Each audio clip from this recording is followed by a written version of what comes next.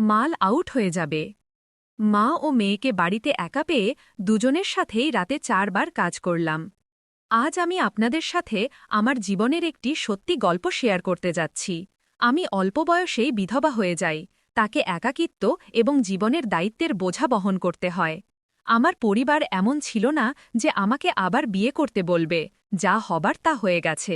আমি ৩৬ বছর বয়সী এবং আমার নাম রেখা। খুব অল্প বয়সে আমার বিয়ে হয়েছিল। আমার মেয়ের জন্ম অল্প বয়সেই হয়েছিল এবং আজ সে ১৮ বছরের। আমি এখনও আমার বয়সের চেয়ে অনেক ছোট দেখাই। আমার শরীর এমন যে আমার আসল বয়সের অর্ধেক মনে হয়। আমি আমার শাশুড়ি, শ্বশুর এবং মেয়ের সাথে থাকি। আমার স্বামী ৫ বছর আগে আমাদের ছেড়ে চলে গিয়েছিলেন। আমরা একটি সম্পন্ন পরিবার থেকে এসেছি এবং আমি আমার মেয়েকে সেরা শিক্ষা দেবার জন্য সব ধরনের চেষ্টা করেছি। আমি তাকে জয়নগরে উচ্চ শিক্ষার জন্য পাঠিয়েছিলাম।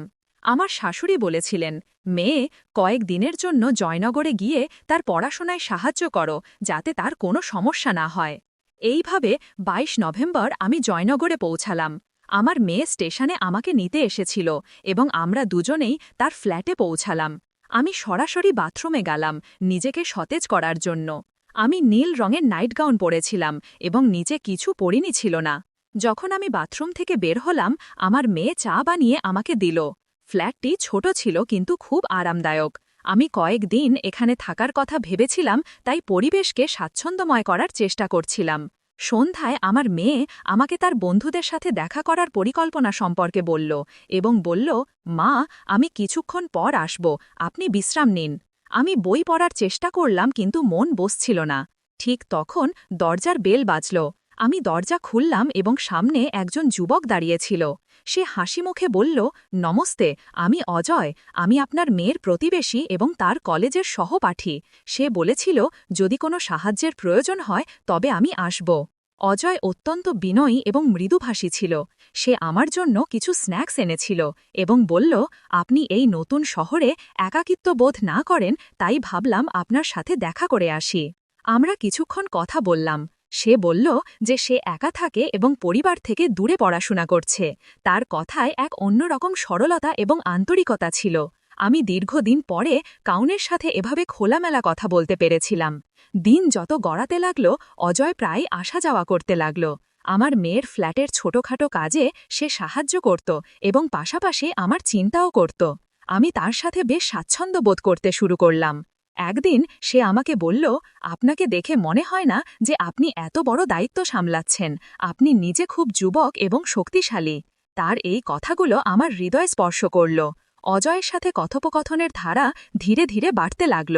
সে আমার কথা বুঝতে এবং আমার একাকিত্ব দূর করতে একজন বন্ধুর মতো সহায়তা দিল। সে প্রায়ই তার পরিবারের গল্প শোনাত, তার আকাঙ্ক্ষাগুলো নিয়ে কথা বলত এবং কখনো কখনো আমার জীবন সম্পর্কে প্রশ্ন করত। একদিন সন্ধ্যায় যখন আমি বারান্দায় বসে চা পান করছিলাম, অজয় আমাকে বলল, আপনি একজন খুব শক্তিশালী মহিলা। আমি আপনাকে যতটা জেনেছি ততটাই অনুভব করি যে আপনি আপনার জীবনকে নিজের থেকে আরও ভালো করতে পারেন। কিন্তু কখনো কি আপনি আপনার নিজের সুখের কথা ভেবেছেন? তার এই প্রশ্ন আমাকে ভাবিয়ে দিল। আমার জীবনের সুখের অর্থ শুধু আমার মেয়েই ছিল, কিন্তু আমি কি কখনো নিজের জন্য কিছু চেয়েছি? সম্ভবত না। অজয়ের সাথে সময় কাটাতে গিয়ে আমি অনুভব করলাম যে সে শুধু একজন যুবক নয়, সে এমন একজন মানুষ যে আমার অনুভূতি এবং হৃদয়ের গভীরতা বুঝতে পারে। তার স্নেহ, তার যত্ন এবং তার উপস্থিতি আমার ভেতরে আবার বেঁচে থাকার ইচ্ছা জাগিয়ে তুলল। একদিন সে আমাকে বলল, আমি আপনাকে প্রথমবার দেখেই অনুভব করেছিলাম যে আপনি কতটা বিশেষ, কিন্তু এই কথা বলার সাহস আজই পেয়েছি। আমি জানি আমাদের মধ্যে বয়সের ব্যবধান আছে, কিন্তু আমার জন্য আপনার বয়স শুধু একটি সংখ্যা। আমি আপনার যত্ন করি এবং চাই আপনি সুখে থাকুন। তার কথাগুলো আমাকে গভীরভাবে নাড়া দিল। আমি কিছুক্ষণ চুপ করে রইলাম, তারপর বললাম, অজয়, আমি নিজেকে আবার এভাবে ভাবার অনুমতি দিতে পারি না। আমার জীবন আমার মেয়ের চারপাশেই ঘোরে। সে হাসি মুখে বলল, আপনার সুখ আপনার মেয়ের জন্য ঠিক ততটাই গুরুত্বপূর্ণ যতটা তার জন্য তার ভালোবাসা। আপনি যদি সুখে থাকেন তবে সেও সুখে থাকবে। শুধু একবার আপনার হৃদয়ের কথা শুনুন। এটা প্রথমবার ছিল যখন কেউ আমাকে এভাবে কথা বলেছিল। অজয় আমাকে আমার একাকিত্ব থেকে বেরিয়ে আসার পথ দেখিয়েছিল। কিন্তু আমি কি আমার দায়িত্ব এবং সমাজের বন্ধন অতিক্রম করতে পারব? অজয়ের কথাগুলো আমার মনে এক ধরনের আলোড়ন সৃষ্টি করেছিল। আমি চাইলেও সেই কথাগুলো উপেক্ষা করতে পারছিলাম না। আমি ভেবেছিলাম, আমার কি নিজের সুখের কথা ভাবার অধিকার আছে? পরের কয়েকদিন আমি বেশ বিভ্রান্ত ছিলাম। অজয় আমার সাথে খুব স্বাভাবিকভাবে কথা বলত, কিন্তু আমি নিজেকে একটু দূরে রাখা শুরু করলাম।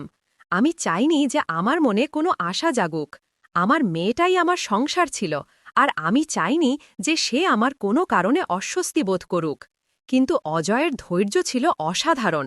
সে কখনো আমার ওপর কিছু চাপিয়ে দেয়নি।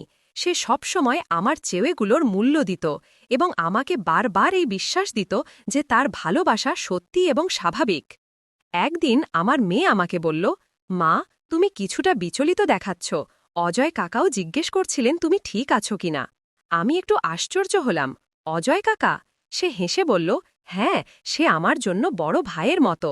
সে তোমার খুব যত্ন নেয়। তুমি কি তার উপর রাগ করেছ?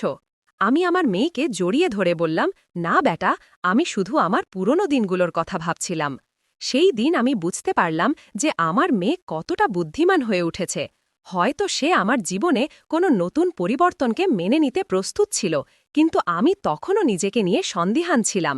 কিছুদিন পরে অজয় আমাকে বলল, আমি যদি তোমার বিভ্রান্তির কারণ হয়ে থাকি তাহলে আমি নিজেকে দূরে রাখতে পারি, কিন্তু এটুকু বলবো, তোমার সুখ আমার কাছে গুরুত্বপূর্ণ।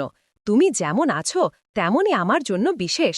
শুধু এটা জেনে রাখো যে আমার চেয়েগুলো কখনো বদলাবে না।